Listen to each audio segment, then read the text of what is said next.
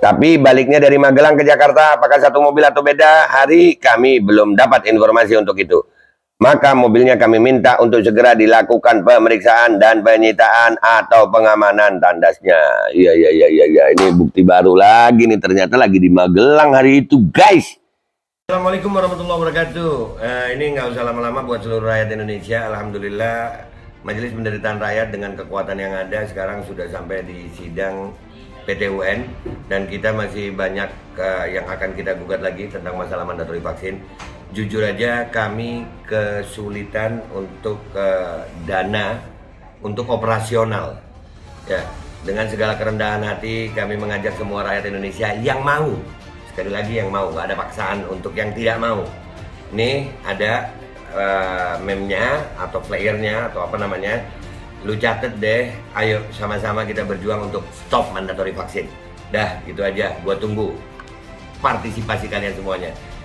Gua nggak mau meminta pada lembaga tertentu, gua nggak mau minta pada partai tertentu, karena ini perjuangan untuk rakyat Indonesia. Gua nggak berafiliasi dengan kelompok tertentu, gua nggak berafiliasi dengan partai tertentu, karena gua rakyat Indonesia yang untuk rakyat Indonesia. Kapan lagi kita berjuang dari rakyat untuk rakyat demi rakyat? Merdeka, Allahu Akbar.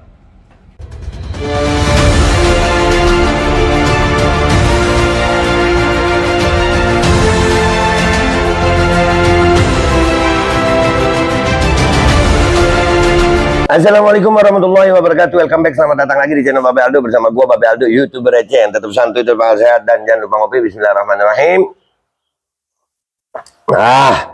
Alhamdulillahirabbil alamin, wassalatu wassalamu ala sayyidil mursalin sayyidina Muhammadin wa ala alihi washabihi ajma'in. Rabbi shrah li sadri wa yassir li amri wahlul 'uqdatam min lisani yafqahu qawli bi nabi wa alihi.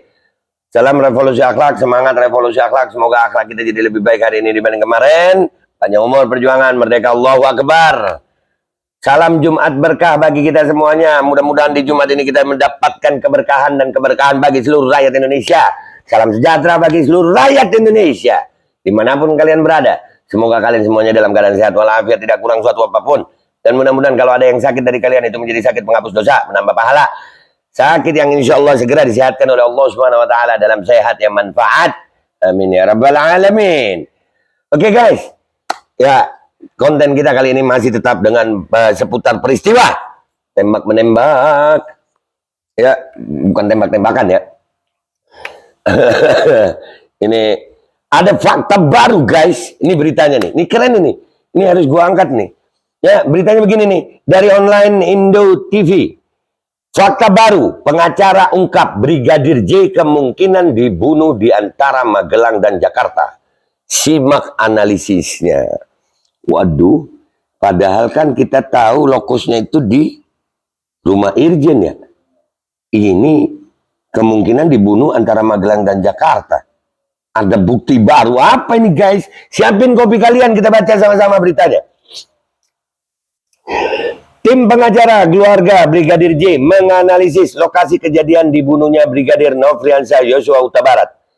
Tak seperti polisi yang meyakini bahwa tempat kejadian penembakan adalah di rumah Irjen Verdi Sambo, pengacara justru menduga lokasi pembunuhan berada di antara Magelang dan Jakarta. Waduh, jauh loh itu. Iya kan? Magelang. Gimana nih? Kopi. Siapin kopi kalian. Aduh. Waktu kejadian berkisar antara pagi hingga petang hari. Wah, bukti baru ini. Ini analisis ya. Analisis dari tim pengacara Brigadir J ini menambah fakta baru yang dapat dijadikan landasan pertimbangan bagi polisi dan Komnas HAM. Wah, ini keren loh. Tim kuasa hukumnya Brigadir J ini ya. Tindak pidana diduga pada 8 Juli 2022 sekitar jam 10 pagi sampai dengan jam 17.00, jam 5 sore. Lokus deliktinya adalah kemungkinan besar antara Magelang dan Jakarta. Itu alternatif pertama, katanya kepada media Senin 18 Juli. Waduh. Apa cuman gue yang penasaran ini ya? Serius, gue ngikutin kasus ini apa melatih otak gue gitu. Wah, ada begini. Kita harus belajar ini. Ya, Segala sesuatu itu ada hikmahnya, pasti ada hikmahnya. Ambil pelajarannya agar kita menjadi manusia yang lebih baik di masa depan. Alternatif kedua, ia menyebutkan bahwa lokus deliktinya di rumah Kadif Propam Polri atau rumah dinas di Duren 3, kawasan Pancoran, Jakarta Selatan. Jadi ada dua kemungkinan ya. Alternatif kedua, karena mayat ditemukan di situ berdasarkan permohonan visum dari Kapolres Jakarta Selatan di rumah Kadif Propam Polri di Komplek Polri 3, kawasan Pancoran, Jakarta Selatan, DKI Jakarta terangnya. Ia mengungkit lokasi kejadian diduga antara Magelang dan Jakarta karena pada 8 Juli lalu, Brigadir J masih aktif berkomunikasi baik melalui telepon maupun melalui WhatsApp kepada orang tuanya, khususnya melalui grup WhatsApp keluarga. Nah, itulah pentingnya kenapa handphone ini penting, barang bukti handphone ini penting, karena di situ itu pasti ada terekam, ada rekaman-rekaman dia terakhir chat sama siapa, lagi di mana, ya kan? Kamu bersama siapa, lagi di mana, sedang berbuat apa, ya kan? Ternyata ada ya lagu yang begitu kan ya. Kamu di mana, bersama siapa, sedang berbuat apa. Ternyata lagu itu termasuk dinas intelijen itu ya. Ternyata ada pikiran apa? Gitu ya. Ya. Jadi masih Brigadir J masih berkomunikasi dengan keluarga. Tapi setelah jam 10, almarhum ini meminta izin mau mengawal atasannya atau komandannya itu. Yang dikawal harus balik ke Jakarta dengan asumsi perjalanan 7 jam. Jadi 7 jam ini artinya jangan ada telepon-telepon dulu ujarnya. Nah kalau jam 10, jam 17. Oh iya ya. Iya bisa, ya kan udah nyampe di rumah Jakarta ya. Iya benar. Bisa, ada kemungkinan itu. Itu diketahui dari pembicaraan WA Group, pembicaraan di telepon kepada orang tua, kakak adiknya, di mana ayah, ibu, dan kakak adiknya sedang melakukan ziarah ke Sumut, tepatnya di Bali G. Jadi percakapan terakhir mereka itu ada di Bali G dengan korban di Magelang, sambungnya. Oh, hari itu ada di Magelang. Oh, pantes. Setelah lewat 7 jam, yaitu jam 17.00, orang tuanya atau keluarganya yang berada di Sumut mencoba menelpon Brigadir J, namun tidak bisa, dan di WhatsApp mereka sudah terblokir. Loh? Waduh, blokir loh, bukan nggak dijawab loh. Tapi mending diblokir sih daripada centang biru, ya centang 2 biru tapi nggak dibales. Aduh sakit. Ada, tapi ini diblokir. Udah fokus. Dengan terblokirnya nomor-nomor mereka, keluarga mulai gelisah. Iyalah. Dan almarhum itu di Magelang, itu dia dalam rangka mengawal Kadif Propam, kemudian mengawal istrinya dan mengawal anaknya yang sedang sekolah Taruna Negara di sana, jelasnya. Namun Kamarudin tidak secara rinci mengetahui apakah Brigadir J dan keluarga Kadif Propam satu mobil atau tidak. Akan tetapi, dari keterangan orang tua, saat itu Brigadir J sedang melakukan pengawalan. Tapi baliknya dari Magelang ke Jakarta, apakah satu mobil atau beda hari, kami belum dapat informasi untuk itu. Maka mobilnya kami minta untuk segera dilakukan pemeriksaan dan penyitaan atau pengamanan tandasnya. Iya, ini bukti baru lagi nih, ternyata lagi di Magelang hari itu, guys. Jadi ada kemungkinan juga terjadinya lokus deliktinya itu ada di antara Magelang dan Jakarta. Tapi ini perlu penyelidikan lebih lanjut. Ya guys, asik gak sih ya kita mencoba mempelajari kasus ini, mengikuti alur ceritanya.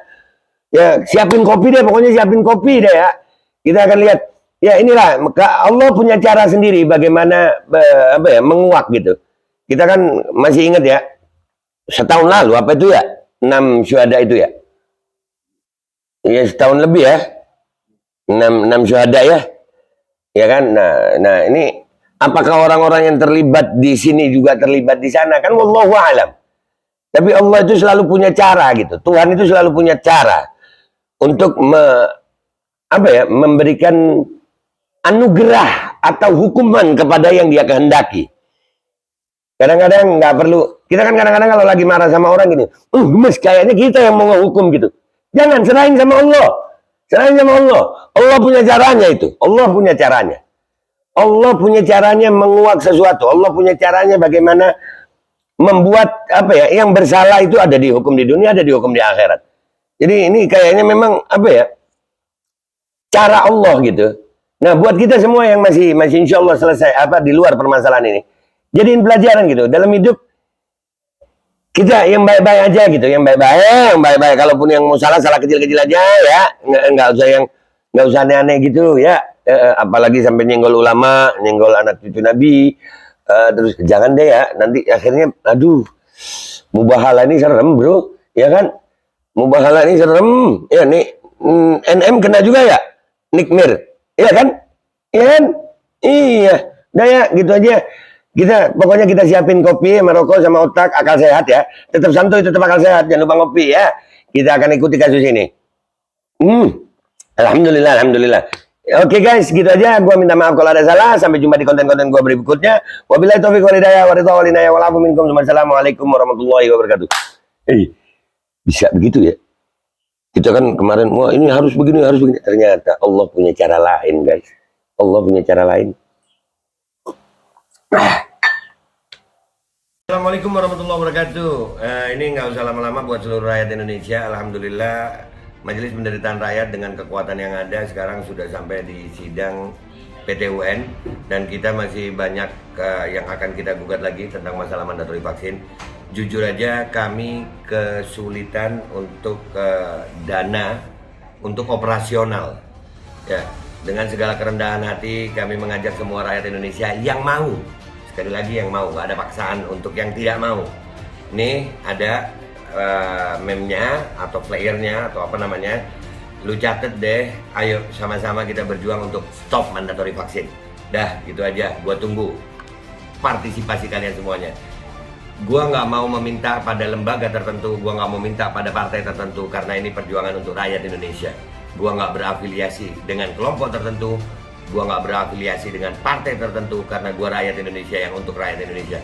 Kapan lagi kita berjuang dari rakyat untuk rakyat demi rakyat? Merdeka, Allahu Akbar.